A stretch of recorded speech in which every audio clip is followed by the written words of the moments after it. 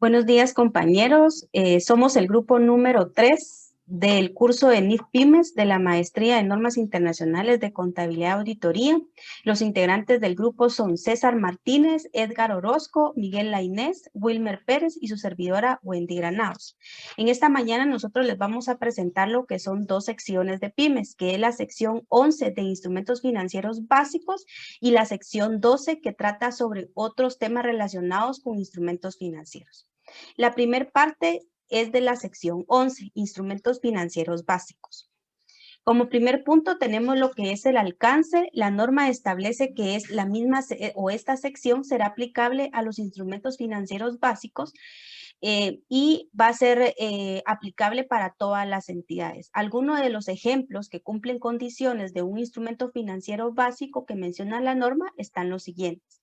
Está el efectivo, depósitos a la vista o a plazo fijo, que son cuentas bancarias en donde la entidad es la depositante, cuentas pagarés, préstamos por cobrar y por pagar, bonos e instrumentos de deuda similar. Estos son algunos ejemplos de los que detalla la norma dentro de esta sección. Como segundo punto tenemos la elección de política contable. La norma establece que una entidad podrá elegir dentro de las siguientes políticas contables. La primera es los requerimientos de las secciones 11 y 12 en su totalidad. Como lo mencionaba anteriormente, la 12 es la que trata de otros temas relacionados con instrumentos financieros. Y el segundo es los requerimientos que establece la NIC 39 en el reconocimiento y medición y los requerimientos de la información a revelar de las secciones 11 y 12. Como reconocimiento inicial, la norma establece que un activo o pasivo financiero se va a reconocer cuando se convierta en una parte de las condiciones contractuales del instrumento. En la medición inicial, una entidad medirá un activo o pasivo financiero al precio de la transacción, a excepción si el acuerdo constituye una transacción de financiación de la entidad.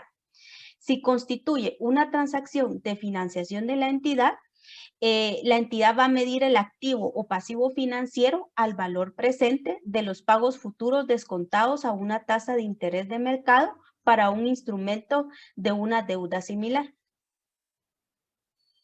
Con la medición posterior dice que al final de cada periodo sobre el que se informa, una entidad va a medir el instrumento financiero sin deducir los costos de adquisición en que pudiera incurrir la venta o algún otro tipo de disposición. Y algunos de esos instrumentos financieros son los siguientes. Si es un instrumento de deuda, estos van a ser medidos al costo amortizado utilizando el método de interés efectivo. Este método de interés efectivo es un método de cálculo del costo amortizado de un activo o pasivo financiero y de distribución de ingreso o gasto por interés a lo largo del periodo. Si es un compromiso para recibir un préstamo, se medirá al costo menos el deterioro de valor. Si son inversiones en acciones, de las cuales algunas cotizan en bolsa, estas van a ser medidas al valor razonable con cambios en el valor razonable reconocidos en el resultado del periodo. Y todas las inversiones que no se encuentren dentro de las que cotizan en bolsa van a ser medidos al costo menos el deterioro de valor. Muchas gracias. Continuamos con el costo amortizado y método de interés efectivo. El costo amortizado es el método que la presente sección nos aconseja utilizar para la medición posterior, ya sea de un activo financiero o pasivo financiero, el cual resulta ser el importe neto al que se mide en el reconocimiento inicial, ya sea del activo o pasivo financiero, menos los reembolsos del principal, o es decir, los pagos que se han hecho para amortizar la obligación, más o menos la amortización acumulada utilizando el método de interés efectivo. En cuanto al interés, se calcula sobre el importe en libros del activo o pasivo financiero. En este caso, se debe restar o sumar el interés que se ha generado como consecuencia de determinadas transacciones. Asimismo, se debe considerar la deducción de cualquier deterioro del valor que pueda surgir. Para el deterioro del valor de los instrumentos financieros que se miden al costo o al costo amortizado, para su reconocimiento, antes que nada, se deberá evaluar si existe evidencia que se ha producido dicho deterioro al final del periodo. Al percatarse de que si se ha dado la pérdida, se debe prácticamente considerarlo en el resultado del periodo. La misma puede surgir a causa de incumplimientos o moras en el pago de intereses o el principal, entre otros. En relación a la medición, para poder medir la pérdida para los activos financieros que se miden al costo amortizado, la pérdida es la diferencia entre el importe en libros del activo y el valor presente de los flujos descontados a una tasa de interés efectiva. Asimismo, se podrá hacer una reversión. Si posteriormente el deterioro disminuye, la entidad podrá revertirlo. Continuamos con el valor razonable. Básicamente, la mejor evidencia del valor razonable de un activo es el precio cotizado en un mercado activo. Y si el precio cotizado no está disponible, el valor razonable puede ser el precio de una transacción reciente. Y si no cuenta con ninguna de las dos alternativas mencionadas anteriormente, la entidad estimará el valor razonable utilizando una técnica de valoración. Continuando, tenemos la baja en cuentas de un activo financiero. Se dará de baja cuando expiren o se liquiden los derechos contractuales, es decir, cuando se pague totalmente la obligación, también cuando la entidad transfiera los riesgos y ventajas respecto a la propiedad. Asimismo, si se transfiere el control de activos a otra parte. Por último, tenemos la baja en cuentas de un pasivo financiero. Para ello, la presente sección menciona que únicamente se dará de baja cuando la misma se haya extinguido, es decir, se haya pagado, cancelado. Vamos a hablar ahora acerca de la sección 12, que nos habla acerca de otros temas relacionados con los instrumentos financieros. Esta sección prácticamente va de la mano con la sección 11. La única diferencia es que la sección 11 trata instrumentos financieros básicos, como pueden ser los depósitos a la vista, los depósitos a largo plazo, el efectivo, entre otros. Ahora bien, la sección 12 prácticamente se centra en aquellos instrumentos financieros que son un tanto más complejos, como puede ser la titularización de las cuentas por cobrar, también como podría ser las obligaciones hipotecarias. Entonces, de eso se encarga prácticamente la sección 12, de tratar los instrumentos financieros que son un tanto más complejos. Ahora bien, existen algunas excepciones, las cuales no abarca la sección 12, como pueden ser los instrumentos tratados en la sección 11, las inversiones en subsidiarias, asociadas y negocios conjuntos, las cuales se tratan con otras secciones, los derechos y obligaciones de los empleadores procedentes de planes de beneficios a los empleados, los derechos procedentes de contrato de seguro, instrumentos financieros que cumplan la definición de patrimonio de acuerdo con la sección 22, arrendamientos, los cuales quedan dentro de la sección 20, los contratos por contraprestaciones contingentes que quedan dentro de la sección 19, los instrumentos financieros, contratos y obligaciones bajo transacciones con pagos basados en acciones, los cuales quedan bajo la sección 26, y los activos que se reembolsan contabilizados de acuerdo con la sección 21, que nos habla acerca de las provisiones y contingencias. Entonces, todos estos pues quedan fuera de los requerimientos de la sección 12. Ahora bien, la norma nos dice que en el reconocimiento inicial, una entidad reconocerá el activo financiero o el pasivo financiero cuando se convierta en una parte de las condiciones contractuales del instrumento. Cuando este ya esté reconocido, pues entonces se pasa a realizar lo que es la medición inicial. Y la medición inicial será en base al valor razonable, que normalmente es el precio en el cual se fija la transacción. La medición posterior, prácticamente, la norma nos indica que al final de cada periodo sobre el que se informa, una entidad medirá todos los instrumentos financieros que queden dentro del alcance de esta sección mediante el valor razonable. Los cambios que surjan del valor razonable pues, se reconocerán en el resultado del periodo. Ahora, puede que surja también algunos cambios en el valor razonable, por ejemplo, en las contabilidades de cobertura. Estos cambios se reconocerán en el otro resultado integral. Es la única excepción con la cual cuenta la norma. Deterioro del valor de los instrumentos financieros medidos al costo amortizado. De acuerdo con los requerimientos de la sección 11, nos indica que cuando surja un deterioro de valor de los instrumentos financieros al final del periodo sobre el cual se informa, este deterioro se reconocerá en el resultado del periodo. Con respecto a las bajas en cuentas de un activo financiero o pasivo financiero, pues prácticamente aquí aplicamos los mismos requerimientos que se aplican en la sección 11. Por ejemplo, alguno de ellos podría ser cuando terminan, ¿verdad?, las relaciones contractuales que existen con instrumento financiero.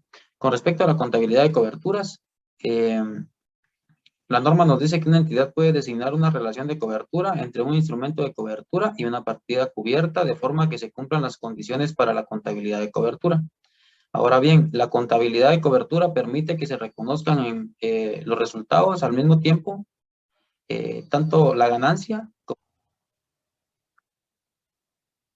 Continuando con la exposición, vamos a hablar un poco sobre lo que son los activos intangibles distintos de la plusvalía, que es la sección 18 de la NIF para las pymes. La sección 18 nos dice que tiene un alcance, un reconocimiento, una medición inicial, una medición posterior, una vida útil y una información a revelar. Dentro del alcance nos dice que la sección 18 es aplicable a la contabilización de activos intangibles distintos de la plusvalía y todos aquellos activos intangibles destinados para la venta en el curso ordinario de actividades. Aquí pues tenemos lo que es una definición y dice que un activo intangible es un activo identificable de carácter no monetario y sin apariencia física y es identificable cuando es separado o vendido o surge bien de un contrato o de otros derechos legales. La sección 18 nos dice que no es aplicable para los activos financieros, para los derechos mineros y reservas naturales como lo que son gas, petróleo y todos los recursos naturales. Dentro del reconocimiento, la sección 18 nos hace referencia al párrafo 2.27, que son conceptos y principios fundamentales, y nos habla sobre lo que es el reconocimiento de activos, pasivos, ingresos y gastos. Y para el reconocimiento, aquí nos dice que pues para reconocer un activo intangible, pues tiene que tener beneficios económicos, que su costo pueda ser medido con fiabilidad y que no sea resultado de un desembolso incurrido internamente en un elemento intangible. La medición inicial, la sección 18, nos habla lo que es, nos habla del costo y esa será la medición inicial. Aquí nos dice que también existen diferentes modos de adquirir un activo intangible, por ejemplo, de una adquisición separada que, pues, en este caso, pues, se medirá, pues, al costo de adquisición. Una adquisición como parte de una combinación de negocios. Aquí nos habla sobre el valor razonable que será en la fecha de la adquisición. Adquisición como una subvención de gobierno igual al valor razonable, ¿verdad? Cuando en la fecha que se recibe o es exigible la subvención. Permuta de activos, pues es igual el valor razonable eh, al valor razonable, o cuando este no se pueda medir, pues será su valor. En libros, otros activos intangibles generados internamente. Aquí se reconoce como un gasto, incluyendo los activos de investigación y desarrollo. Aquí nos habla sobre la medición posterior. La medición posterior nos dice que será el costo menos la amortización acumulada y el deterioro de valor acumulado, ¿verdad? La sección 18 también nos hace mucha énfasis en la vida útil del activo intangible. Nos dice pues que el activo intangible en sí tiene una vida útil finita que se puede renovar periodo a periodo y nos habla sobre lo que es si la entidad no es capaz de determinar la vida útil, pues estimará por 10 años. También nos habla sobre la amortización, valor residual y retiros y disposiciones de los activos intangibles. En la amortización, pues, se escogerá el más adecuado según la administración, ¿verdad? Y si en algún dado caso, pues, no se puede, entonces se hará de forma lineal. El valor residual, pues, la misma sección nos dice que es a valor cero, y si en algún dado caso, pues, o el valor sea en el momento que termine su vida útil, se le puede dar un valor si ya tiene destinado para la venta, o bien que el valor de mercado, ¿verdad? Retiros y disposiciones de los activos intangibles nos habla sobre cuando los activos se dan de baja en nuestros estados financieros, ¿verdad? Y nuestra información a revelar, pues nos habla sobre todo lo anterior, ¿verdad? Que tenemos que revelar la vida útil, tasas y métodos de amortización, importe en libros, subvenciones de gobierno, garantías y los importes de compromisos contractuales para la adquisición. Continuando con la presentación, abordaremos la sección 22, pasivos y patrimonios. Empezando por el alcance de esta norma. Esta sección establece los principios para clasificar los instrumentos financieros, ya sea como pasivo o como patrimonio. Pero también trata la contabilización de los instrumentos de patrimonio emitidos para personas particulares u otras partes que estén interesadas en su calidad de inversores en los instrumentos de patrimonio, es decir, en calidad de propietarios.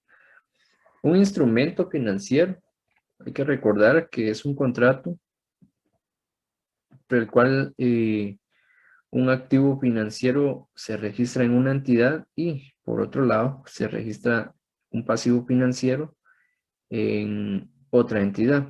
Esta sección solo aplica a tenedores de instrumentos de pasivo y de patrimonio, no a tenedores de un activo financiero.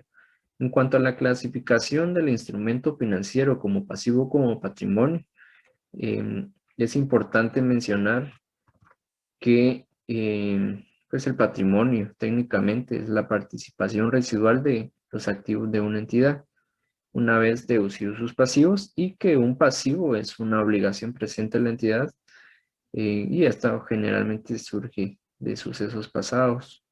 Ahora bien, la sección 22 también exige que el emisor de un instrumento financiero lo clasifique en el momento del reconocimiento inicial y tiene que ser como un pasivo financiero o como un patrimonio, de conformidad con la esencia o con el hecho económico que se esté dando al momento de estar haciendo esos acuerdos contractuales, es decir, donde participan dos o más partes y que cumplan también con las definiciones del pasivo financiero y del patrimonio. En cuanto a la emisión inicial de las acciones u otros instrumentos de patrimonio, una entidad debe reconocer la emisión de acciones u de otros instrumentos de patrimonio cuando estos instrumentos sean emitidos y que también esté obligada a proporcionar efectivo u otros recursos a la entidad a cambio de esto. Y hay que considerar tres aspectos. Si los instrumentos de patrimonio se emiten antes de que la entidad reciba el efectivo o otros recursos, la entidad presentará este importe como una compensación en su sección de patrimonio. Esto en el estado de situación financiera. Ahora bien, si la entidad recibe el efectivo antes de que emitan los instrumentos de patrimonio y se cumpla una condición que no se pueda, que no puedan requerir a la entidad el reembolso del mismo, la entidad reconocerá ese incremento en la sección de patrimonio en la medida de la contraprestación recibida, es decir, en la medida de ese valor que recibió. Y por último, de los puntos importantes es en que en la medida de los instrumentos de patrimonio se hayan suscritos pero no emitidos, la entidad no puede reconocer ningún incremento en el patrimonio. Ahora bien, con el tema de las ventas de opciones y derechos y certificados de compras a las que se refiere esta NIF, una opción a compra es importante saber que es un instrumento que le otorga al tenedor el derecho, pero no hay una obligación de por medio de comprar las acciones de la compañía. Si el tenedor ejerce la opción, la compañía aumenta su capital en acciones cuando éste emite las acciones para el tenedor de la opción. En cuanto a la capitalización de las ganancias o emisiones gratuitas y emisión de acciones, una capitalización de ganancias o una emisión gratuita debemos considerarla que son aquellos dividendos que se dan en forma de acciones. Esto de acuerdo a la proporción de participación que tenga cada uno. Y por último, la deuda convertible en instrumentos financieros, pues está la emisión de deuda convertible, y otro punto importante que habla de la norma es sobre los componentes de pasivo y los componentes de patrimonio. Sin embargo, a términos de un instrumento financiero, se pueden reestructurar de tal manera que puedan tener ambos componentes de pasivo y de patrimonio. Estos instrumentos se conocen como financieros compuestos generalmente. Y por último, los componentes del pasivo y de patrimonio de un instrumento financiero se deben contabilizar.